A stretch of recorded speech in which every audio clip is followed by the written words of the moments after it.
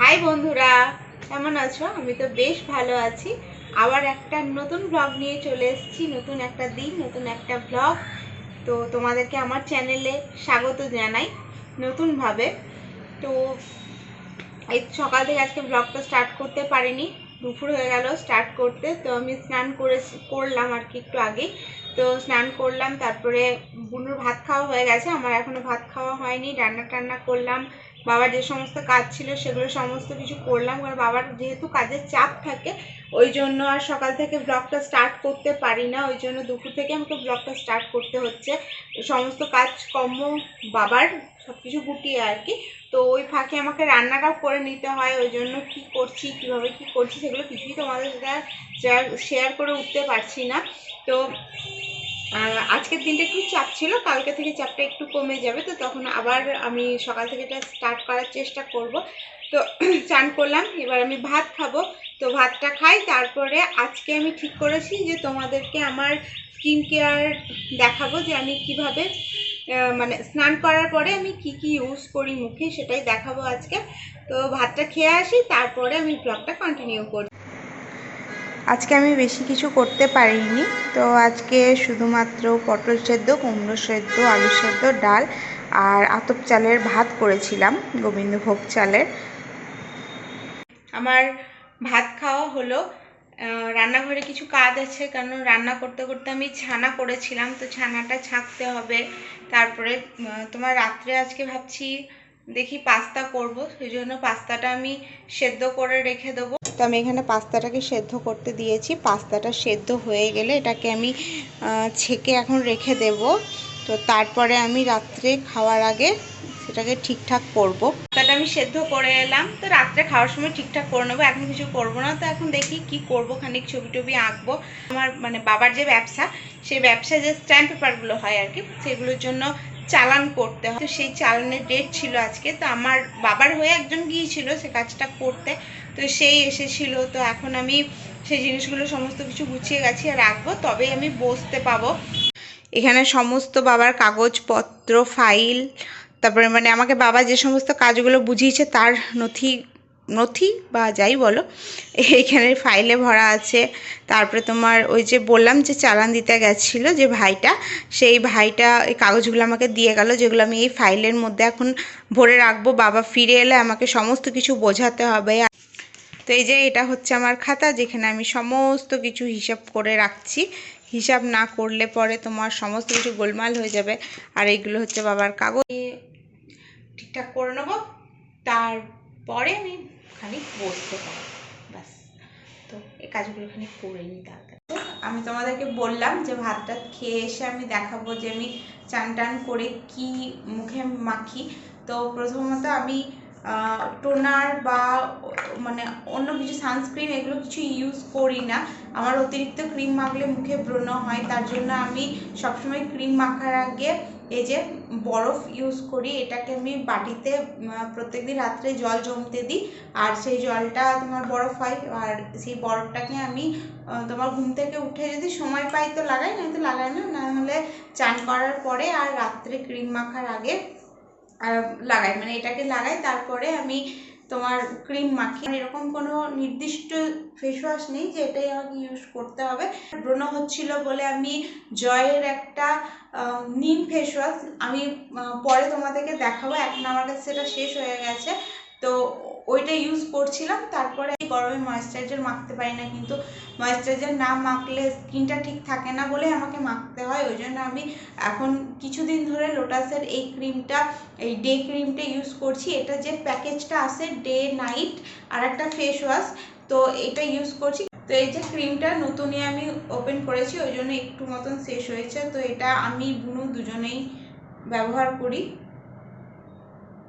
আমি গরমে প্রচুর বেশি ক্রিম মাখতে পারি না, ওই মানে ময়েশ্চারাইজার, সানস্ক্রিন এত কিছু মাখা আমার পক্ষে সম্ভব নয়। আমি এমনিতেই প্রচণ্ড ঘামি, এই যে ক্রিম মাখলাম, আমি যদি এসি থেকে বেরিয়ে যাই আমার পুরো ক্রিম ঝরে পুরো মাটিতেই চলে যাবে, তার জন্য আমি বেশি ক্রিম মাখি না। আর কেন তো এই যে এখানে একজন বসে আছে, ও ল্যাপটপ চালাচ্ছে, ল্যাপটপে পড়ছে, আর আমাকে বলছে দেখাস না, আমাকে দেখাস না। কারণটা কি, কারণটা আর আমি বললাম বললাম না কেন দেখাতে বারণ করছে। ওর ক্যামেরার সামনে আসতে লজ্জা লাগে, ও ভাবে সবসময় সেজে গুজে ক্যামেরার সামনে আসতে হয়, ওই জন্য। কিন্তু আমি ক্যামেরার সামনে অত বেশি সেজে গুজে আসি না, যেমন থাকি তেমনই চলে আসি। আর আমাকে রোজ তো আমাকে রোজ বলে তো আমাকে রোজ বলে যে তুই প্রত্যেকদিন এক জামা পরে কেন ভিডিও করিস, নতুন নতুন কেন জামা পরিস না। তো এই গরমে কি নতুন নতুন জামা পরতে বাড়িতে ভালো লাগে বলো? তো আমি যেমন আমি তেমনই আছি তোমাদের সামনে। তো আমার অনেক জামা আছে, কিন্তু গরমের মধ্যে ঘরে নতুন জামা পরে ভিডিও করা সম্ভব নয়। আর আমি তো ব্লগ কোথাবি না, আমি তো ব্লগ করি। আর যেহেতু ব্লগ আমি যেহেতু ব্লগ করি, তো ব্লগে আমি যেমন থাকি বাড়িতে তেমনই না তোমাদের সামনে আসবো। তো যাই হোক, এখানে বেশি মাগো, এখানে বেশি বকা হবে না, ও করছে। আর আমি এই যে এখানে ড্রয়িং করবো, আমি ড্রয়িং করব বলে এখানে সমস্ত কিছু নিয়ে এসেছি।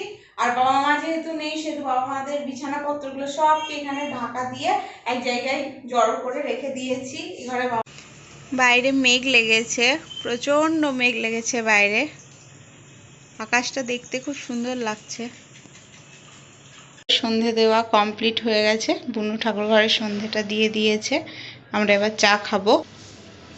বুনু এখানে আমার জন্য চা করেও রেখে দিয়েছে, তো আমার এখনো চাটা খাওয়া হয়নি, আমি চাটা খেয়ে নেবো। আমাদের বাড়িতে প্রত্যেকদিন মা সন্ধেবেলাতে তোমার ধুনো দেয়, মানে ধুনোর ধূপ দেয় আর কি।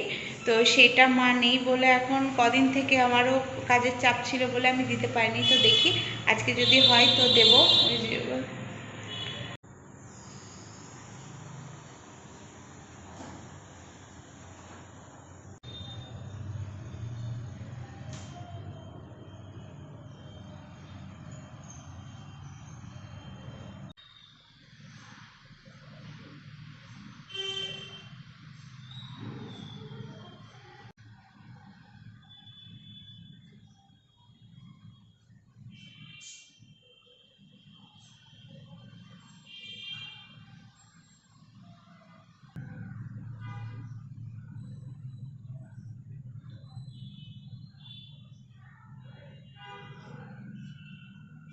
এখন প্রায় 10টা বাজছে, পাস্তাটা এখনো সম্পূর্ণ কমপ্লিট করা হয়নি, যেহেতু আমি সিদ্ধ করে রেখে দিয়ে গিয়েছিলাম। তো এবার আমি ওটাকে কমপ্লিট করব। আমি এখানে পেঁয়াজ আর ছানাটা একসাথে দিয়ে দিয়েছি, 1 চামচা তেল দিয়েছি, তেল বেশি দিইনি যেহেতু ছানা থেকে তোমার ঘি বেরোবে ওই জন্য। আর এমনিতেও তেল বেশি খায় না, তো এটা একটু নাড়াচাড়া করে নেবো। আর এখানে এই যে সেদ্ধ করা পাস্তাটা রাখা আছে, সেটাকে কড়াইয়ের মধ্যে দিয়ে দেব, তাহলেই পাস্তাটা কমপ্লিট হয়ে যাবে।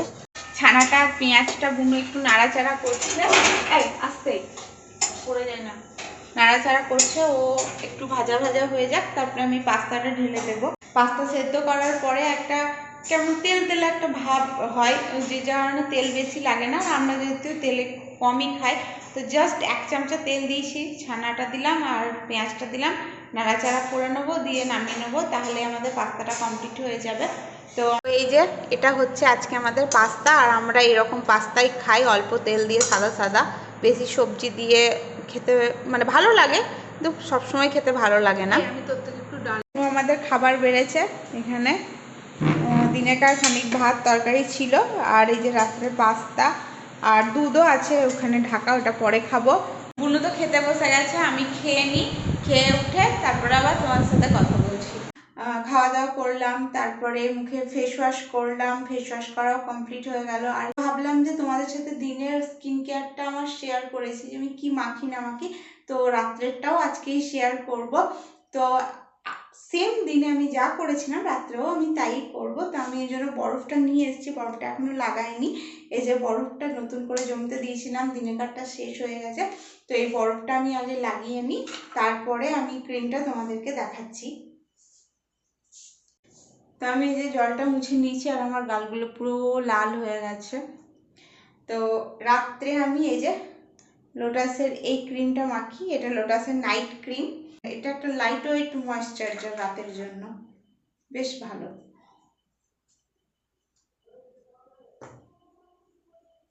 তো এই তো আজকের মতন আমার সকাল থেকে না, দুপুর থেকে রাত অবধি আমি কি করলাম না করলাম সেটা সবটাই আমি তোমাদের সাথে শেয়ার করলাম।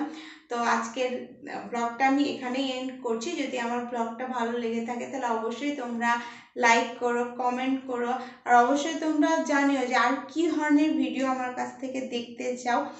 তো আজকের ব্লগটা আমি এখানেই এন্ড করে দিলাম, এন্ড করলাম আর কি।